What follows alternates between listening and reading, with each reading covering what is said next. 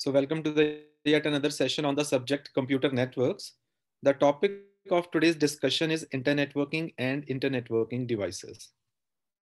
So, let's start the discussion with the concept of internetworking. Now, internetworking can be defined as collection of two or more than two different networks. दो या दो से ज्यादा different जो networks हैं उनके collection को हम कहते हैं इंटरनेटवर्किंग. So ये जो different networks हैं, they can be based upon different technologies, different protocols like TCP/IP, SNA, DECnet, NCP/IPX, AppleTalk. या हो सकता है कि there are some networks that will be satellite based, cellular based. तो हो सकता है कि जो आप multiple networks को connect कर रहे हो, वो networks जो हैं, वो अलग-अलग तरह के हो, अलग-अलग protocols use कर रहे हो या अलग अलग तरह की टेक्नोलॉजी यूज कर रहे हैं. इनके अलावा जो हमने डिस्कस किया प्रोटोकॉल और टेक्नोलॉजी के अलावा there are certain other parameters also, for example packet size and flow control. तो ये दो चीजें भी हैं. इसके अलावा बहुत सारी चीजें हैं जिनके बेसिस पे दो नेटवर्क्स जो हैं वो अलग अलग हो सकते हैं. So internetworking means two different networks को कनेक्ट करके एक बड़ा नेटवर्क बनाना. And those connecting networks can be having different protocols, different no technologies, different packet size and flow control, etc. तो नेक्स्ट जो हमारा आज का मेन टॉपिक है that is different internetworking devices. तो हमारे पास 6 डिफरेंट इंटरनेट नेटवर्किंग डिवाइसेस होते हैं that are basically used to connect the computer systems over a network. तो इंटरकनेक्टिंग डिवाइसेस वो हो गए, इंटरनेटवर्किंग डिवाइसेस वो हो गए जो सारे नेटवर्किंग में आपको काम आते हैं. Whether you are establishing a local area network और वाइड एरिया नेटवर्क, चाहे आप नेटवर्किंग इंटरनेटवर्किंग कुछ भी कर रहे हो, these devices will be used to connect the multiple nodes, computing nodes with each other. तो सबसे पहले है हमारे पास hub. It can be of two types, passive and active, repeater, bridge, router, gateway and switch.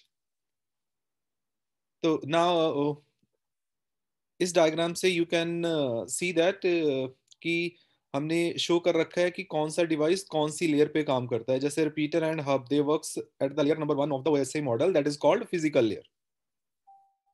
And bridge, it works on the data link layer, that is layer number 2 of the OSI model. And the router, it works on the up to the layer number 3 of the OSI model. तो आप देख सकते हो repeater और जो hub है that works on the layer number 1, bridge जो है वो up to data link layer तक वर्क करता है. And the router it works upon up to the layer number 3 that is called network layer. तो सबसे पहले डिस्कस करते हैं hub. So hub is basically used to connect the multiple devices with each other. Now hub can be of two types, passive and active. So passive hub is just a connector that connects the multiple wires, multiple nodes with each other. So a passive hub is just a point where signal coming from different station collide. Therefore passive hub is a collision point. तो जैसे wires हैं, suppose करो अगर आपने 5 computers को connect करना है, तो अगर आप कोई कनेक्टिंग डिवाइस यूज नहीं करते तो आपके हर पीसी में कम से कम 5 लैन कार्ड होने चाहिए. अब उसी चीज को हमने रिप्लेस कर दिया with hub.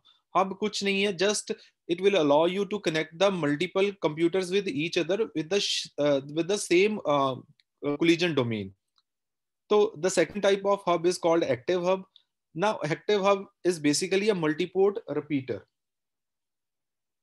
Multi-port repeater means the active hub can repeat the signal as well. अब मैं थोड़ा सा जल्दी से आपको डिफरेंस बता देता हूं दोनों में क्विकली कि बेसिक डिफरेंस क्या है. Now let's assume this is your passive hub. तो इसके साथ 1 2 3 कंप्यूटर्स कनेक्ट हैं. Let's number them as A, B and C. तो what the A will do,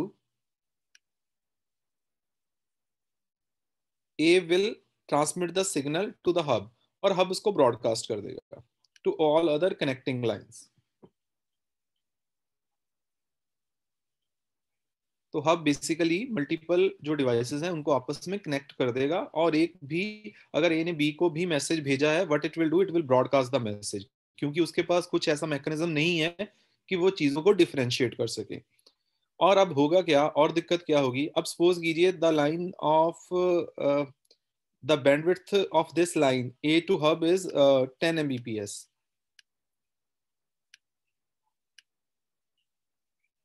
So what the passive hub will do, it will divide this bandwidth among the connected computers. तो total 10 Mbps आ रहा था from line ए, उसने क्या किया, उसने divide कर दिया बी और सी में, उसके बीच 5 Mbps। हालांकि सिग्नल सिर्फ बी को ही भेजना चाहता है ए, लेकिन फिर भी उसको 5 MB। इसी के साथ अगर नंबर ऑफ डिवाइसेस इंक्रीज होते जाएंगे, ये डिवीजन भी इंक्रीज होती जाएगी। Then we need to divide the 10/3। अगर 4 हो जाएंगे, you need to divide the 10/4। अगर 5 डिवाइस हो जाएंगे, then the 10 will be divided by the 5। But active hub में क्या होगा, now let's assume the same case, A is transmitting at the speed of 10 Mbps. What the active hub will do?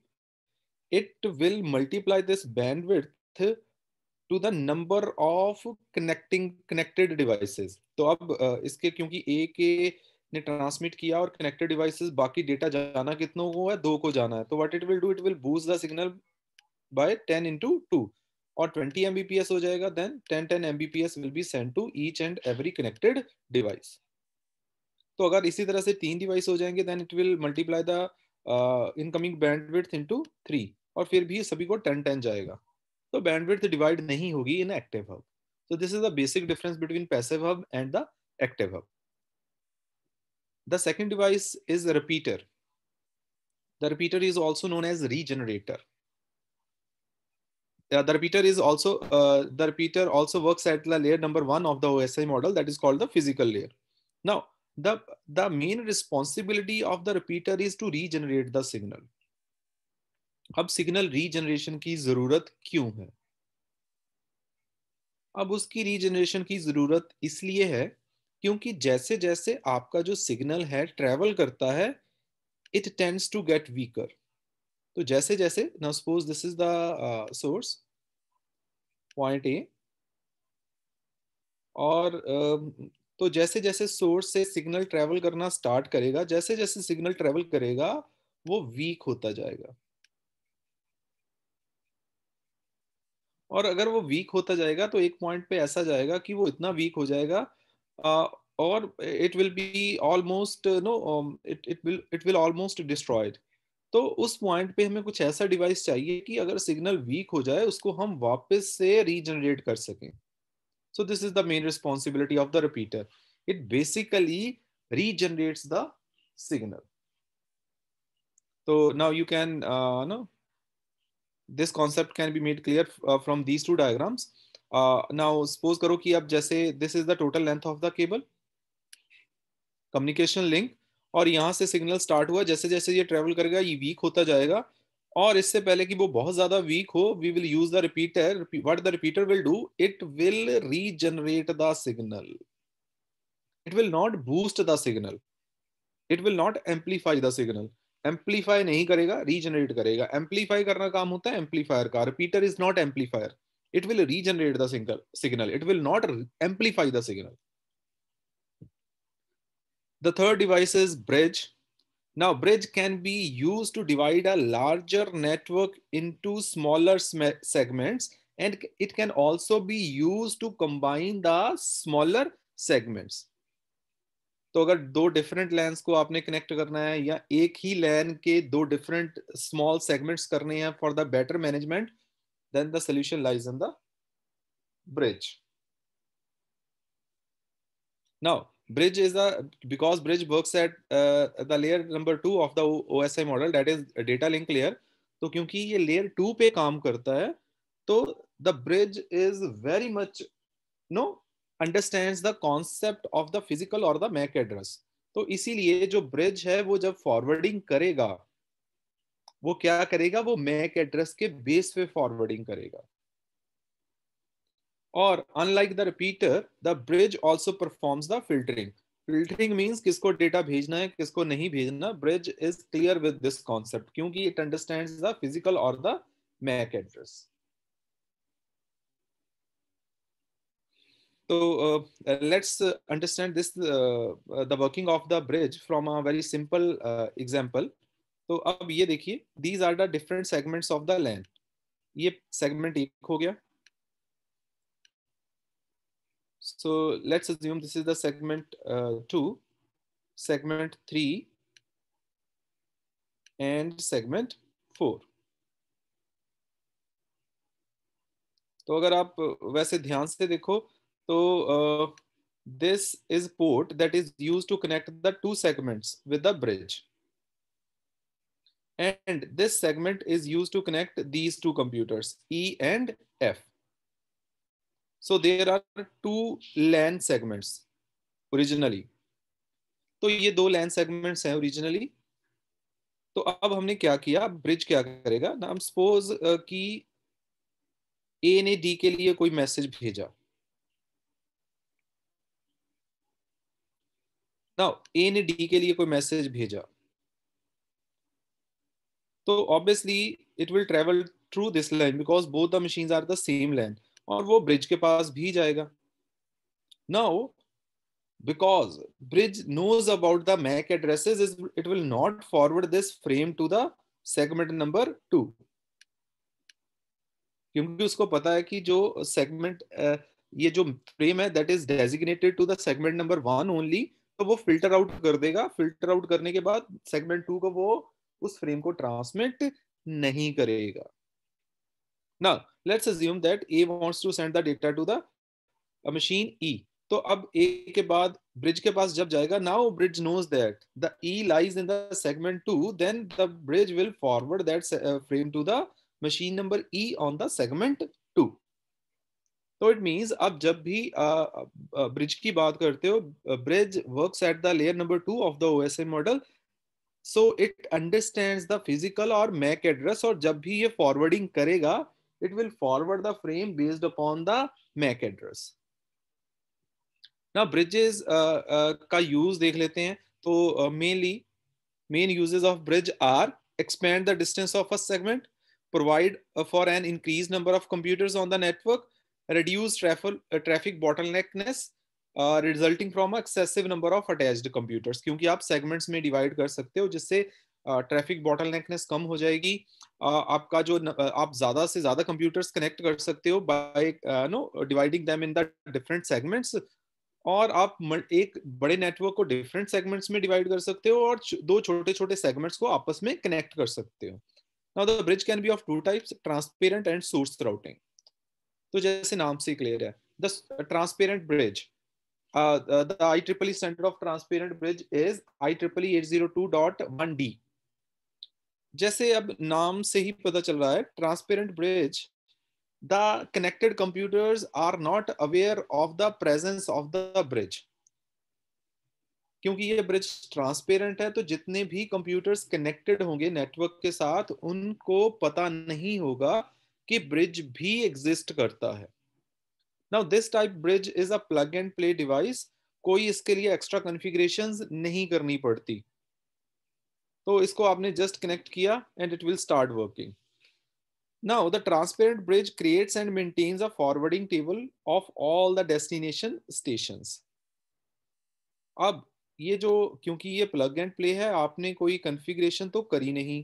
तो अब ये point ये है कि अब ये जो फॉरवर्डिंग करेगा वो मैक एड्रेस के बेस पे करेगा. तो ये मैक एड्रेसेस को लर्न कैसे करेगा.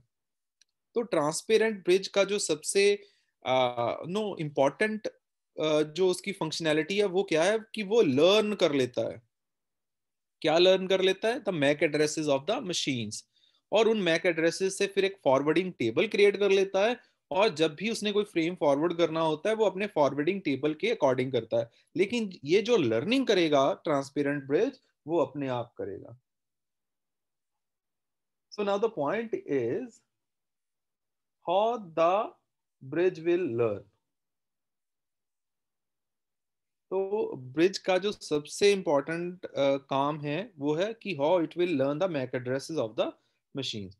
तो तीन बेसिक वैसे फंक्शंस हैं of transparent bridge. Filtering, frames को फिल्टर करेगा डिपेंडिंग किसके बेस पे करेगा, अपने मैक जो इसके पास फॉरवर्डिंग टेबल है उसके अकॉर्डिंग ही ये फिल्टरिंग करके ट्रांसमिशन करेगा। फ्रेम को फॉरवर्ड करेगा from one machine to the other, from one segment to the other segment, and it will learn the addresses.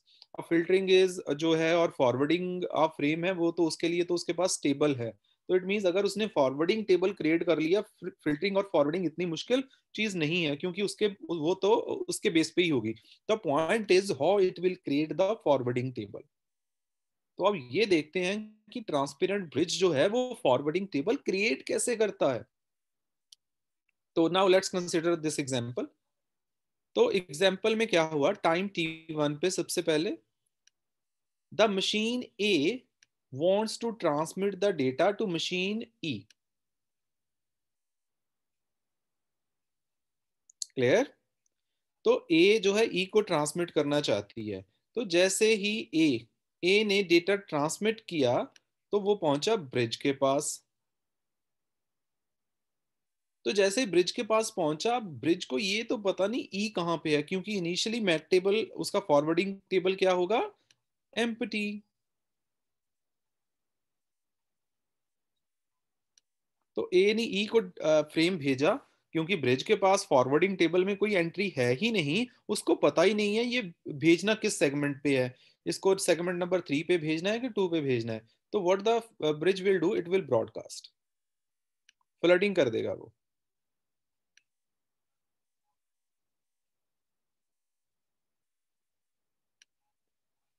तो जब वो फ्लडिंग करेगा कि वो सारा जो फ्रेम है सभी मशीन्स को मिल जाएगा।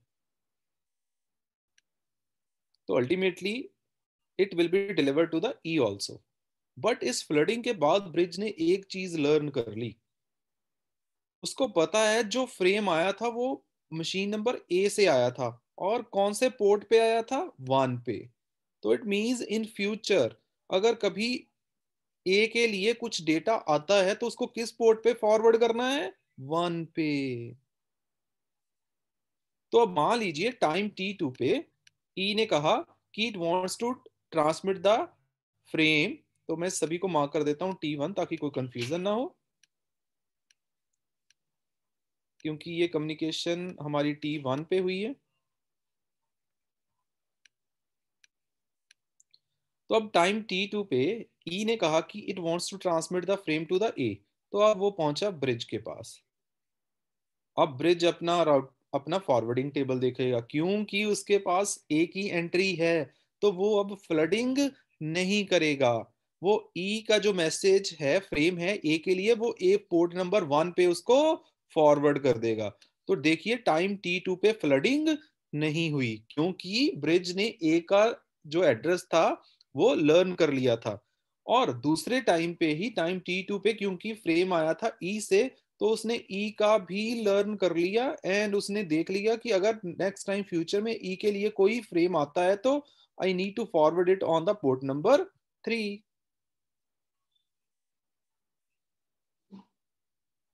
तो इस तरह से धीरे धीरे जब जब सारी मशीन्स ट्रांसमिट करना स्टार्ट कर देंगी, एक बार सारी मशीन्स ट्रांसमिट कर देंगी, तो जो ब्रिज है वो अपना फॉरवर्डिंग टेबल फुली बिल्ड कर लेगा। तो इस तरह से आपका जो ट्रांसपेरेंट ब्रिज है वो लर्न करता है अबाउट द कनेक्टेड मशीन्स, और उस लर्निंग के बेसिस पे it creates its forwarding table. और नेक्स्ट टाइम जब भी फ्रेम फॉरवर्ड करना होगा it will be forwarded on the based upon the forwarding table. Now there is a problem of loop in the transparent bridges. अब वो loop की problem क्या है, अब अगर दिक्कत ये होती है कि अगर ब्रिज के साथ एक ही रूट तक पहुंचने के मल्टीपल लिंक्स हैं, तो मल्टीपल लिंक्स के कारण क्या होगा। अब सपोज कीजिए कि these are the different line segments, let's number them as 1 2 3, and a bridge is connecting।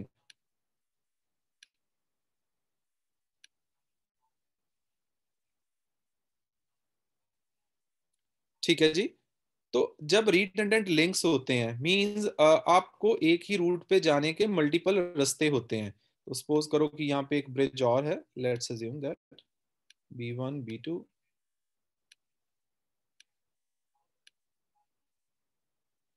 तो अब आप देख सकते हो कि अब सेगमेंट नंबर 2 और 3 के पास जाने के लिए मल्टीपल पाथ्स हैं, B1 के पास भी और B2 के पास भी। तो इससे दिक्कत क्या होगी, रिडंडेंट लिंक से आपको एक तो फायदा होगा, अगर कोई लिंक डाउन हो जाएगा आपका नेटवर्क फिर भी अप्रोचेबल रहेगा। लेकिन रिडंडेंट लिंक होने से एक नुकसान क्या है कि उस नेटवर्क में एक लूप क्रिएट हो जाएगी। तो अब ये जो रिडंडेंट लिंक्स हैं उनका एक तरफ तो फायदा है क्योंकि वो आपको फॉल्ट टॉलरेंस देते हैं, बट दूसरी तरफ उसका नुकसान है कि वो क्या करते हैं, वो लूप्स क्रिएट कर देते हैं। तो लूप क्रिएट के होने से नुकसान क्या होता है, पहली चीज तो है जी कंफ्यूजन कि किस पे फॉरवर्ड करें। दूसरा, it causes endless circulation of the frame with unknown destination address. अगर कोई डेस्टिनेशन एड्रेस अननोन हुआ तो वो फ्रेम कॉन्टिन्यूसली उस लूप में सर्कुलेट करता रहेगा। तो अब इस प्रॉब्लम का सोल्यूशन क्या है जी, the solution basically lies in the spanning tree protocol. So basically ये स्पैनिंग ट्री, अगर डेटा स्ट्रक्चर में हम बात करते हैं तो स्पैनिंग ट्री एक ऐसा ट्री होता है जिसमें लूप्स नहीं होते। तो अब लूप को अवॉइड करने के लिए हम स्पैनिंग ट्री प्रोटोकॉल यूज करते हैं। स्पैनिंग ट्री प्रोटोकॉल क्या करता है, वो लूप को बनने नहीं देता। लूप को कैसे नहीं बनने देता, बाय डिसेबलिंग सर्टन लिंक्स। वो लिंक्स को नो डिसेबल कर देता है जिससे कि लूप क्रिएट होने के चांसेस होते हैं। The next is source routing bridge. तो अब जैसे नाम से ही क्लियर है, this is totally different from the transparent bridge. अब नेटवर्क के सारी डिवाइसेस को पता होता है कि एक ब्रिज एग्जिस्ट करता है। तो जब भी कोई डिवाइस जो नोड है वो ट्रांसमिट करती है कोई फ्रेम, तो वो फ्रेम में सिर्फ सोर्स और डेस्टिनेशन का एड्रेस ही नहीं ट्रांसमिट करती, it also transmit the address of the bridge.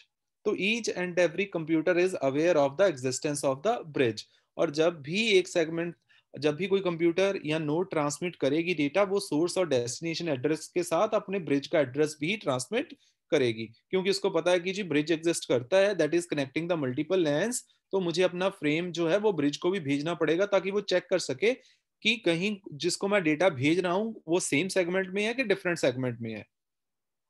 तो every computer is aware of the existence of the bridge. The fourth networking interconnecting device is router. The router is basically used to connect the multiple networks and it is used to select the shortest path from source to destination.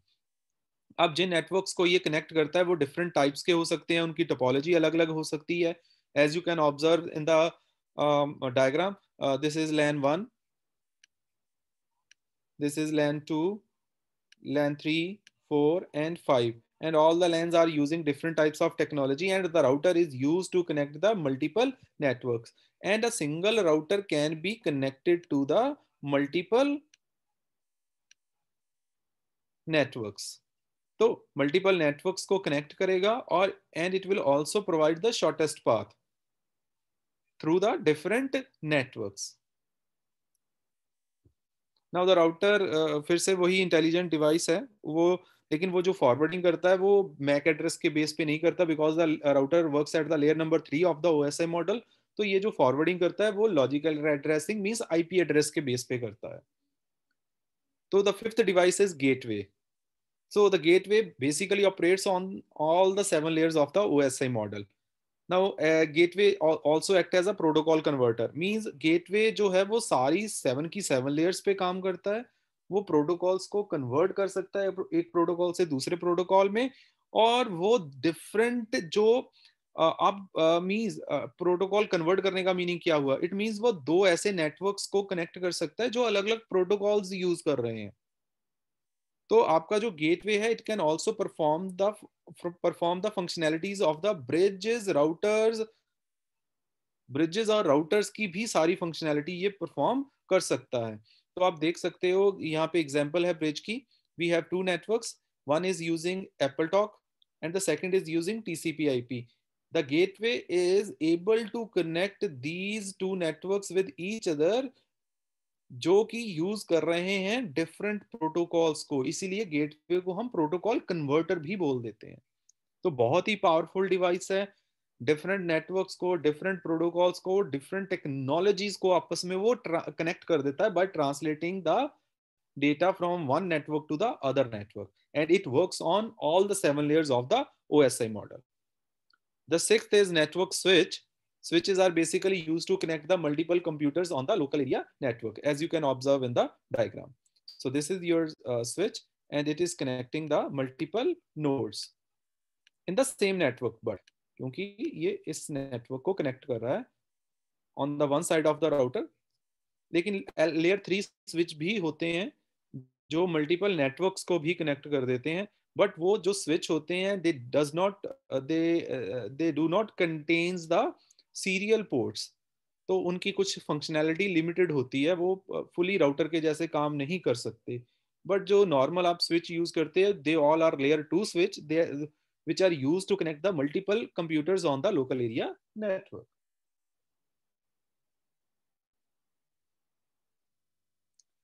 तो आज हमने discuss किया internetworking कि